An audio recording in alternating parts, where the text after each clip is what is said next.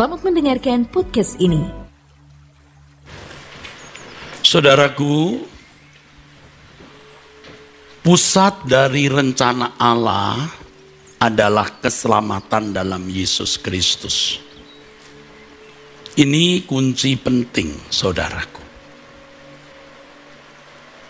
Pusat dari rencana Allah adalah keselamatan dalam Yesus Kristus, yaitu setelah manusia jatuh dalam dosa.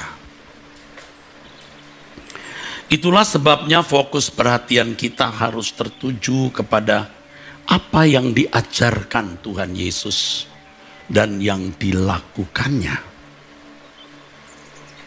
Saudara, memang banyak pelajaran-pelajaran rohani yang dapat kita peroleh dalam Perjanjian Lama. Dan kalau kita mau jujur, standar pelajaran-pelajaran rohani di Perjanjian Lama itu hampir sama.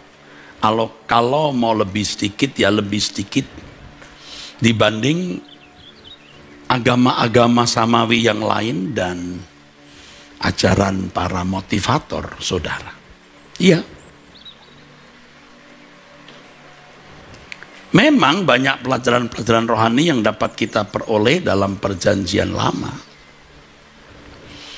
Kalau kita jujur, itu kualitasnya mirip dengan agama-agama samawi pada umumnya, bahkan ya mirip dengan ajaran para motivator, pendidikan budi pekerti.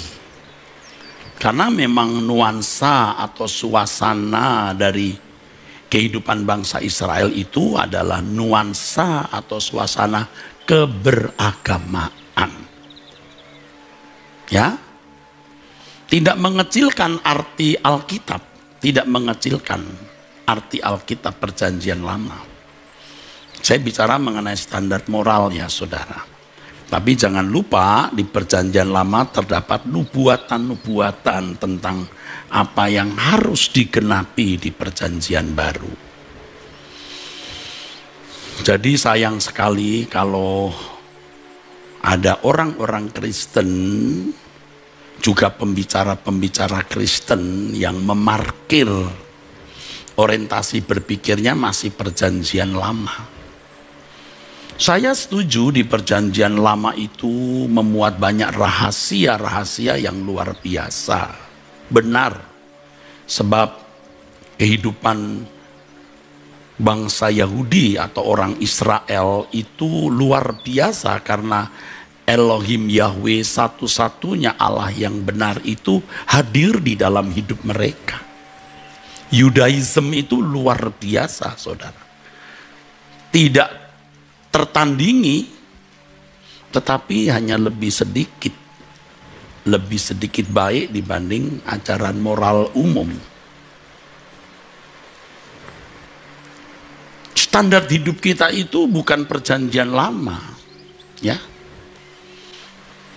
Standar hidup kita itu kehidupan Yesus, apa yang diajarkan dan diperagakan, atau hidup yang dijalani oleh Tuhan Yesus, saudaraku. Jadi kalau orang masih berkutat, orang Kristen masih berkutat di Perjanjian Lama, ia telah mendegradasi kekristenan, saudaraku, ya. Mendegradasi, merosotkan kekristenan. Saya ulangi, jangan saudara salah menangkap apa yang saya kemukakan. Di Perjanjian Lama itu terdapat nubuatan-nubuatan yang harus digenapi, yang mengarah pada pusat rencana Allah. Itu tidak ada dalam kitab manapun. Dan Yudaism itu luar biasa. Pasti karena Elohim Yahweh bermanuver di tengah bangsa itu, pasti luar biasa. Namun demikian, tetap harus kita tegaskan bahwa pusat rencana Allah itu di Perjanjian Baru, yaitu apa yang diajarkan Tuhan Yesus dan yang diperagakan. Dari semua perjalanan sejarah kerajaan Allah atau sejarah manusia sejak Adam jatuh dalam dosa itu mengarah kepada kehidupan Yesus. Dahsyatnya laut Kolsom terbelah, hebatnya tembok Yeriko roboh, mengagumkannya dapur api yang tidak membakar menghanguskan Sadrak Mesak Abednego dan lain sebagainya. Itu tidak akan melebihi nilai dari kebenaran yang diajarkan dan dikenakan oleh Yesus. Saya bukan tidak menghargai pekerjaan Allah di Perjanjian Lama yang dahsyat, yang oleh karenanya orang menyanyi Allah kita heran dan besar. Saya tidak mengurangi juga ya nilai mujizat yang Yesus lakukan. Tetapi mujizat itu pun juga bukan pusat rencana Allah, itu bagian. Sebab pusat rencana Allah adalah keselamatan, yaitu bagaimana manusia dikembalikan kepada rancangan Allah semula, ya. Dan manusia menemukan kehidupan seperti yang dikehendaki oleh Allah Bapa sejak manusia diciptakan. Coba saudara bergumullah, tanya Tuhan. Di dunia kita yang sedang keruh, gaduh ini, ya, semua orang mengklaim ajarannya benar. Saudara tanya kepada Allah yang empunya kebenaran itu. Kalau orang cerita macam-macam tentang, misalnya tentang Obama, kalau mau tahu benar siapa Obama, bagaimana Obama, temui langsung. Pasti tidak meleset itu. Nah, kenapa kita tidak berani menemui langsung Tuhan dan mempertanyakan semua masalah, apakah itu masalah praktis yang menyangkut etika, apakah itu masalah doktrin yang menyangkut dogma. Kenapa kita tidak mempertanyakan? Apa enggak yakin Allah menjawab?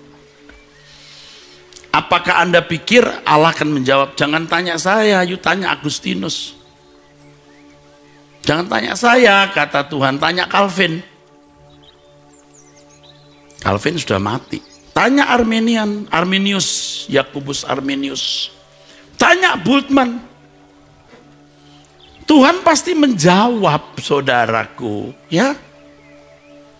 Tuhan juga tidak akan menjawab. Kamu tanya tuh si A, dia pengikutnya si tokoh A. Tanya si A, dia pengikut tokoh Anu misalnya. Tanya si B, dia pengikut tokoh Anu yang disahkan benar. Lalu saudara tanya lagi, Tuhan engkau mensahkan enggak? Masa kebenaran disahkan oleh manusia? Saudara harus berani bertanya. Dan salah satu pertanyaan yang saudara bisa ajukan kepada Tuhan itu pertanyaan ini.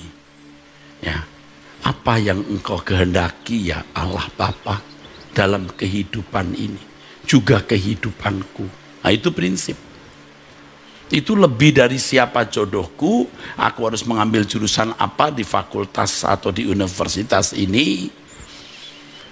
Lebih dari pertanyaan aku harus tinggal di mana, ya. Yang itu juga mungkin tidak perlu kita persoalkan karena hikmat dan kecerdasan rohani saudara akan membimbing saudara untuk bisa mengambil keputusan itu.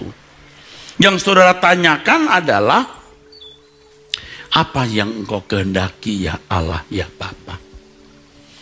Itu yang juga saya tanyakan supaya pelayanan saya tidak hanya mewarisi kegiatan pelayanan yang sudah ada, lalu saya bisa memasukkan agenda pribadi saya untuk kepentingan saya.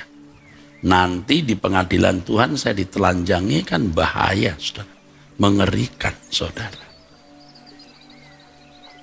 Jadi kalau kita mengerti bahwa pusat rencana Allah itu ada dalam karya keselamatan Allah dalam Yesus Kristus, maka kekristenan kita murni. original, genuine, asli, saudara. Tapi kalau tidak, maka kekristenan merosot. Saya bukan tidak setuju orang mengagung-agungkan kekuatan Allah yang bisa merobohkan tembok Yeriko, ya, seperti yang tadi saya singgung, atau Allah yang bisa mengeringkan sungai Yordan, atau Tuhan Yesus yang bisa merubah air jadi anggur, yang sakit sembuh, yang buta melihat, yang timpang jalan. Bukan mengecilkan arti itu, tetapi pusat dari rencana Allah itu adalah bagaimana Bapa menemukan manusia seperti yang Dia kehendaki, yang karenanya Ia menciptakan manusia itu. Dan tolong jangan hanya teori. Kalau teori ya orang mudah bicara, ya, gembel di pinggir jalan dikasih makan, dipakein baju mahasiswa juga belajar bisa bicara. Tetapi kita harus menghayati di dalam kehidupan, dalam pertemuan dan perjumpaan dengan Allah secara konkret.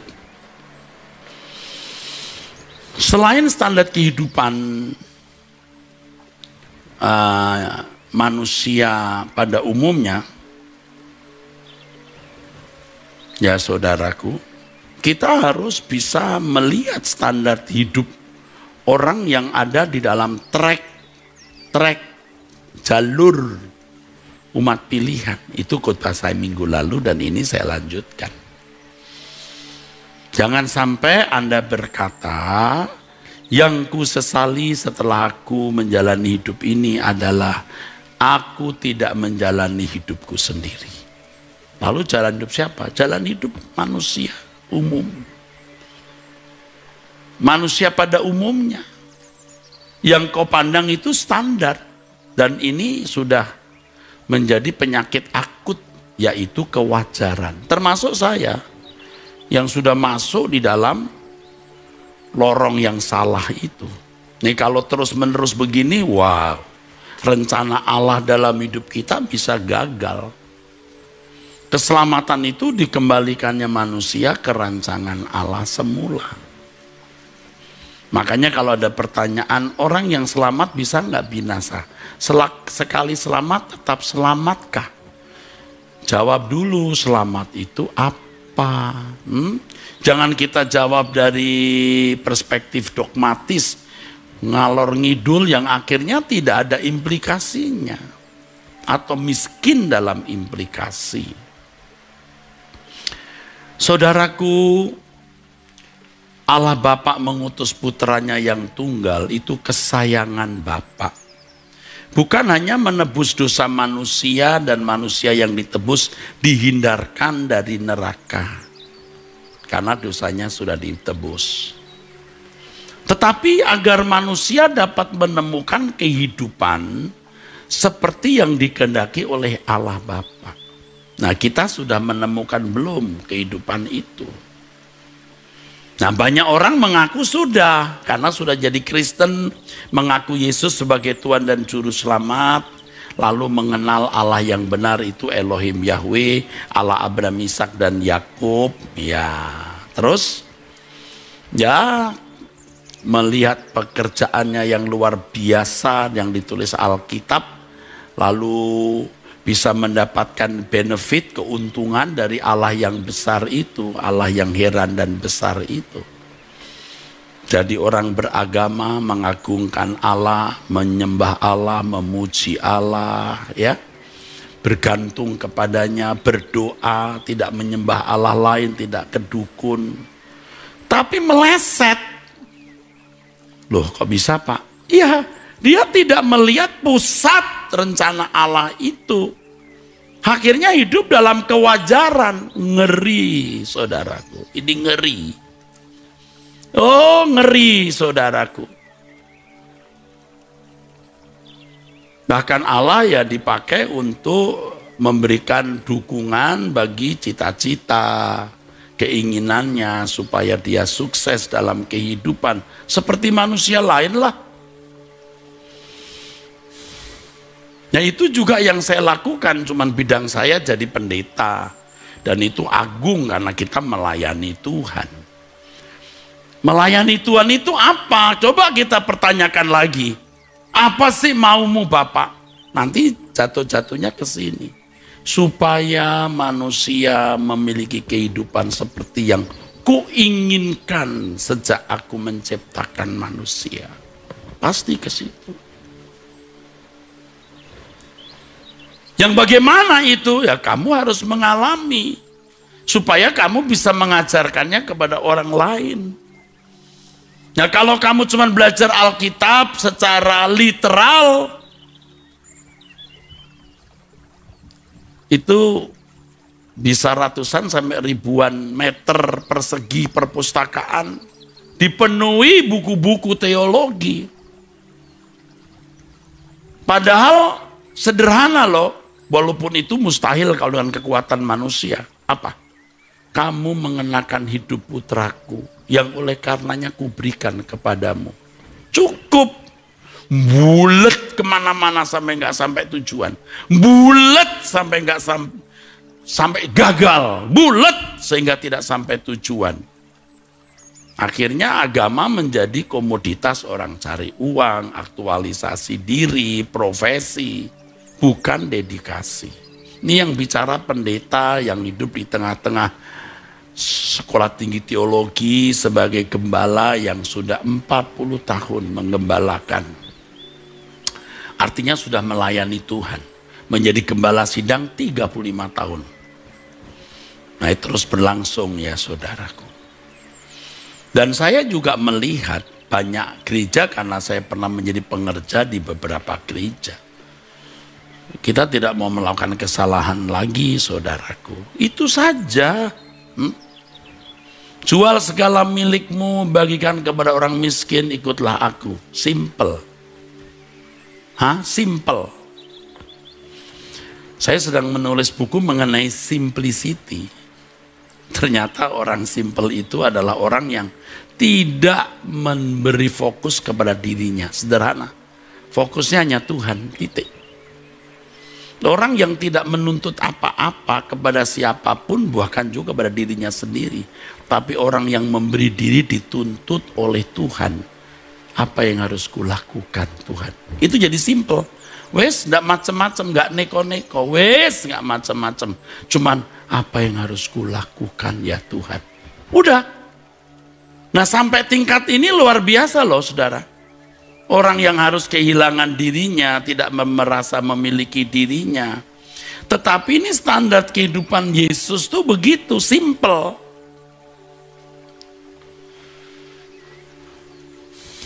Dan kita mesti bisa merasakan perasaan Bapa di surga. Bapa itu ingin supaya dia menemukan manusia-manusia seperti yang dia rancang. Dan putra tunggalnya itu turun ke dunia, menebus dosa manusia. Tidak berhenti sampai pada proses atau mekanisme dosa dipikul di kayu salib. Tapi juga jadikan semua bangsa muridku. Nah kalau menjadi murid Yesus ya menjadi seperti Yesus, bukan seperti manusia lain. Nah track kita itu di mana? Jalur kita itu di mana? Kita sudah terlalu jauh dari Injil yang murni. Jadi pusat rencana Allah itu sederhana, titik. Seperti Yesus. Tapi jangan hanya ngomong, semua orang juga bisa bicara seperti Yesus, serupa Yesus. Tetapi faktanya ya kelakuannya tidak agung, lalu membela diri dengan berbagai alasan. Sampai benar-benar buta bahwa tindakan itu bukan tindakan yang Yesus lakukan kalau dia hidup sekarang. Makanya kita harus betul-betul memperkarakan ini. Seandainya Yesus hidup pada zaman sekarang, apa yang dia lakukan kalau jadi saudara, jadi saya? Saudaraku, ini saja. Yuk, di tengah hiruk pikuk kegaduhan manusia, wes kita mau begini saja, saudara. Itu saja, begitu saja. Ya. Ini bukan konyol, justru ini pusat dari semua rencana Allah. yang Allah kerjakan di perjanjian lama nanti hanya mengarah kepada Tuhan Yesus Kristus. Jangan teori, temui Tuhan Yesus secara langsung lah. Tuhan yang bicara bahwa Dia akan menyertai kita sampai kesudahan zaman kok, saudaraku. Jangan banyak bicara, apalagi membicarakan orang lain. Jangan. Wes, kita membicarakan tentang kehidupan Yesus yang harus kita kenakan. Simple, sederhana, tidak banyak ngomong, diem, tapi hidup kita menjadi berkat, menggarami banyak orang. Dan nanti biarlah perhitungannya ada di langit baru, bumi baru, saudara. Ya, saudaraku, ayo kita kembali ke Injil yang murni ini. Itulah sebabnya Yesus berkata bahwa Ia datang untuk memberi hidup. Dan manusia bisa memilikinya dalam segala kelimpahan, dalam kualitas yang tinggi atau perisos. Yohanes 10 ayat 10.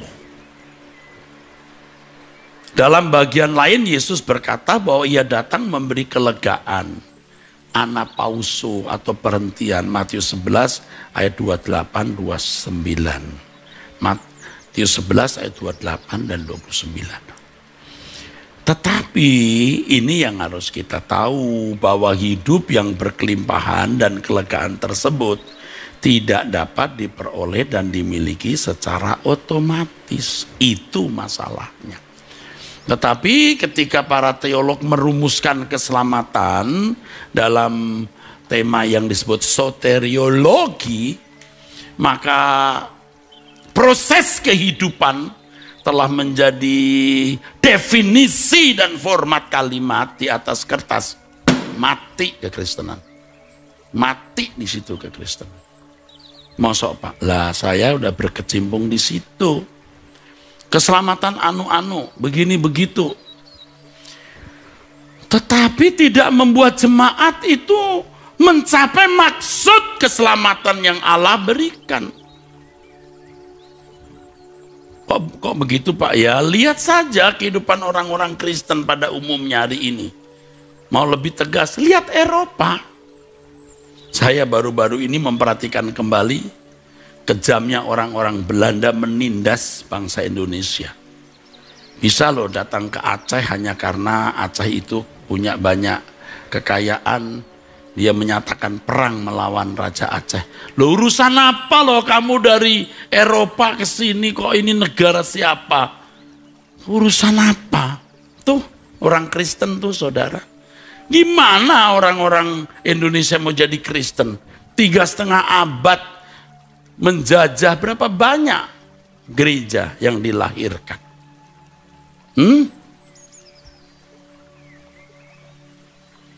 Coba saudara. Belum lagi kalau bicara mengenai kebiadaban orang-orang Jerman pada waktu perang dunia kedua yang membantai 6 juta. 6.000 saja mengguncangkan dunia loh kalau 6.000 orang mati. 6 juta. Itu hanya dalam waktu 7 tahun. 1939 sampai 1945. Orang Kristen tuh. Kalau mereka diajar kebenaran tidak akan buat itu. Karena Yesus tidak pernah berbuat begitu. Maka tidak heran kalau tokoh India, seorang tokoh India yang menjadi bapak orang-orang India mengatakan ya, dia melihat kelakuan orang-orang Kristen di Inggris, dia tidak pernah menjadi Kristen. Ini bukan saya sedang ngomeli orang Kristen atau orang Eropa. Saya sedang mengajak Anda meratapi keadaan ini, dan itu berlangsung sejak reformasi. Iya kan? Apa hasilnya reformasi? Bukan buruk, bagus, karena mau mengembalikan orang ke dalam kebenaran Injil dengan sola gratia, sola fide, sola scriptura. Tapi belum selesai. Secara doktrinal sudah diubah atau sudah ada rumusan baru. Dengan dalil-dalil yang dipaku di Wittenberg itu. Tapi manusianya ternyata begini. Ada yang salah. Nah setelah 500 tahun tolonglah kita kembali evaluasi.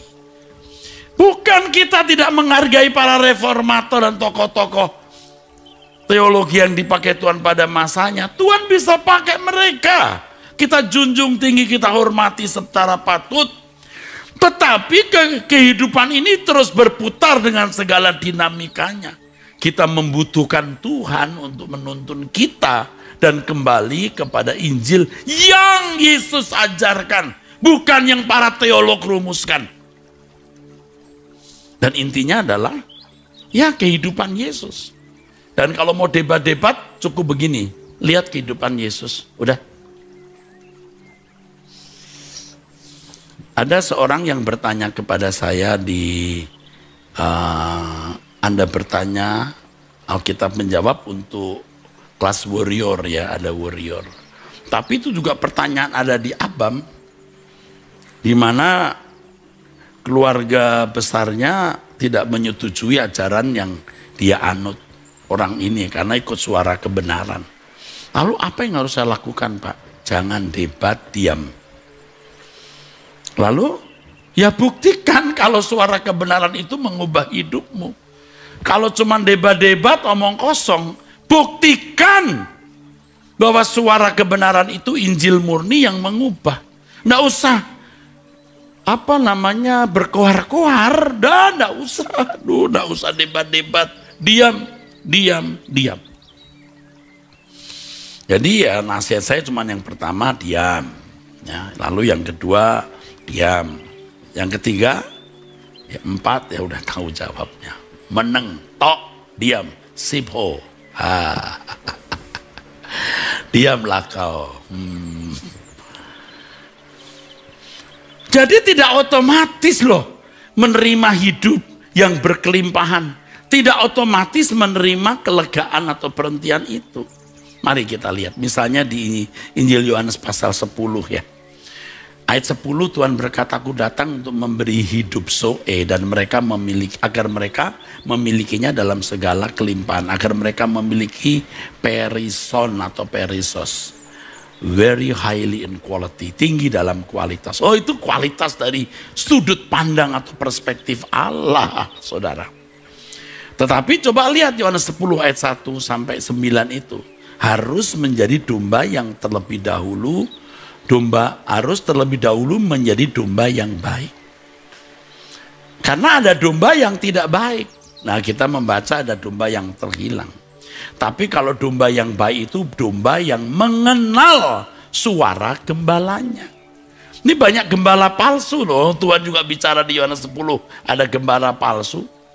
Nah, kata mengenal di situ dalam teks aslinya bukan akuo, tetapi dari bahasa Yunani oidasin yang akar katanya oido yang berarti be aware, yang artinya waspada, menyadari dan mengetahui. Tentu dengan teliti. Kalau hanya mendengar saja ya itu akuo. Tapi kalau dikatakan eido itu ya memperhatikan dengan teliti. Orang bisa sekedar mendengar tapi tidak mengerti maksudnya, tidak aware. Dalam bahasa Yunani, kalau hanya mendengar itu, misalnya di Matius 4 ayat 12 ya, mendengar berita itu cukup dengan aku. Tetapi kalau dikatakan di dalam Yohanes pasal 10, domba-domba itu mendengar suara gembalanya, mengenal suara gembalanya itu, dia teliti. Coba sekarang gembala saudara siapa? Mudah kita mengatakan Yesus gembala yang baik. Yang saudara ikuti itu siapa? Saudara tahu nggak? Setan itu jauh lebih jahat dari apa yang kita duga. Jahat, lebih kejam dari apa yang kita duga. Suatu hari nanti ketika orang ada di hadapan pengadilan Tuhan, ini saya katakan minggu lalu, orang baru sadar, aduh, aku telah menjalani jalan hidup yang bukan jalanku. Jalanmu itu jalan anak Allah. Loh, kamu kok ikut jalan anak dunia? Dia baru tahu kejamnya setan yang telah berhasil menipu dirinya. telah berhasil menipu dirinya. Dia baru tahu kejam banget. Hari ini ya dimanja dengan segala kesenangan. Apa yang kamu ingin? Kamu mau puas? Kasih. Tapi kalau ikut Yesus itu ya ini trek berat, jalur berat, cari masalah. Saudara, maka seperti yang saya katakan di pertemuan yang lalu, bagaimana orang Kristen itu dibuat tidak memiliki apa-apa dalam penganiayaan yang luar biasa. Kehilangan keluarga, kehilangan harta, kehilangan nyawa. Bahkan dalam aniaya yang sangat membuat mereka menderita.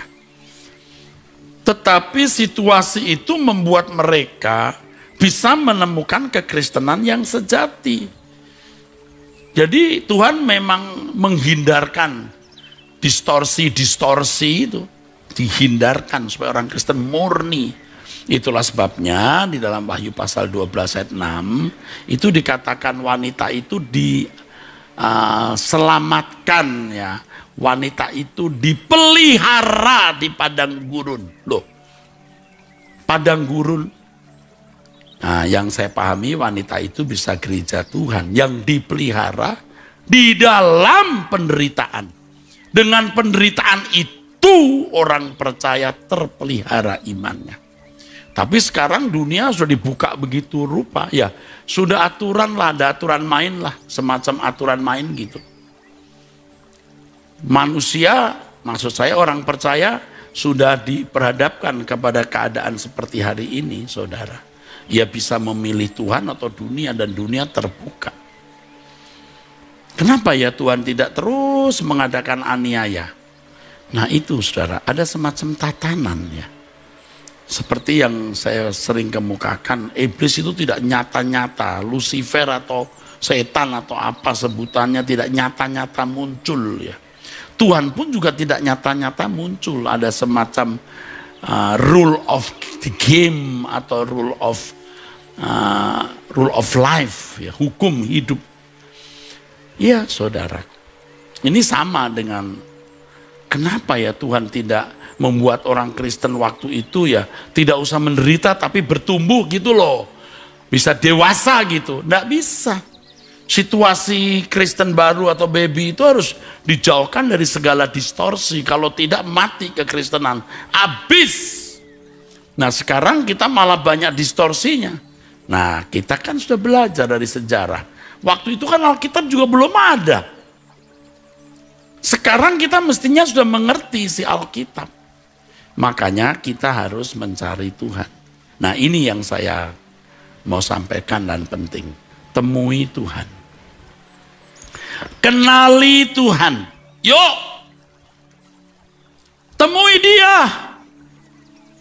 Bahkan saya pun bisa berkata, jangan percaya saya deh. Yuk tanya Tuhan, saya ini bisa dipercaya enggak? Tanya.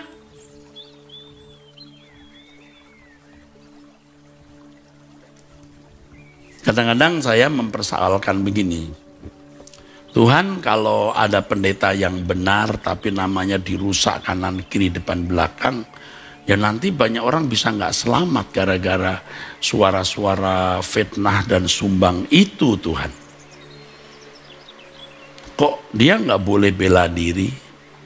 Nah jawabannya yang saya tangkap begini. Orang punya nurani. Kalau memang dasarnya orang itu nuraninya baik, dia kan tahu. Ini bohong. Dia bisa tahu. Tapi kalau dasarnya memang bengkok, bener nih. Nah udah dia kehilangan kesempatan untuk diberkati atau dipulihkan. Jadi biar saja ini akan menjadi semacam atau penyaringan atau penampian. Ya, jadi kalau saudara di tengah-tengah masyarakat dibully, difitnah, dijelek-jelekin, diam saja. Diam saja, jangan membalas. Ya, yo Pak Eras nggak membalas, tapi Pak Eras pakai nama orang, tidak. Demi Tuhan Yesus tidak. Artinya saya memanggil Tuhan sebagai saksi, tidak saya lakukan itu. Tidak bermartabat. Biar orang yang punya nurani bisa membedakan hamba Tuhan yang benar atau tidak. Sekarang saya himbau, temui Tuhan. Karena Tuhan itu hidup, Tuhan itu nyata, temui dia. Temui, ayo kita urusan. Saya saja temui Tuhan terus. Makanya tiap pagi jam 5, saudara saja berdoa, kenapa? Ya kita hanya butuh Tuhan. Manusia menjadi mentor kita terbatas. Tapi Tuhan yang bisa pegang tangan kita dimanapun kita berada. Manusia bisa menipu, membohongi kita. Tuhan tidak. Jadi, jadilah domba yang baik. Yang mengenal suara gembala. Nah, nanti akan saya khotbahkan sendiri kata ini. Ya. Demikian pula dengan yang mendapatkan kelegaan. Datang padaku, kamu akan memperoleh kelegaan atau perhentian. Tapi jangan lupa ada kata belajar padaku. Loh, belajar dulu baru kamu mendapat kelegaan. Nah, memang sebenarnya dalam bahasa aslinya, saudaraku, ya, itu kata kelegaan dengan jiwamu mendapat ketenangan itu sebenarnya satu kata, yaitu anapauso. Tapi sayangnya, saudara, diterjemahkan beda. Padahal mestinya, saudara, dua kata itu, maksud saya satu kata itu, anapauso, itu cukup diterjemahkan kelegaan. Jadi kalau firman Tuhan mengatakan, datanglah kepadaku yang letih lesu dan berbeban berat, aku beri kamu kelegaan. Anapauso. Belajarlah padaku supaya kamu mendapat kelegaan. Itu sebenarnya maksud ayat itu. Itu maksudnya, ya. Jangan satu kelegaan, satu jiwa mendapat ketenangan. Loh, ini bisa kacau. Datanglah kepadaku yang letih lesu dan berat, aku beri kamu kelegaan. Tapi belajar padaku supaya kamu bisa mengalami kelegaan itu. Itu maksudnya, saudara. Kita bertobat, yuk. Saya juga bertobat. Saya juga mau mengakhiri hidup saya dengan benar. Saya juga udah kapok, saudara. Kita sering licik, ya. Sering kita tidak jujur kepada Tuhan. Kita menganiaya perasaannya. Sekarang kita mau belajar jujur, tulus. Hitung-hitungan nanti di langit baru, bumi baru. Amin.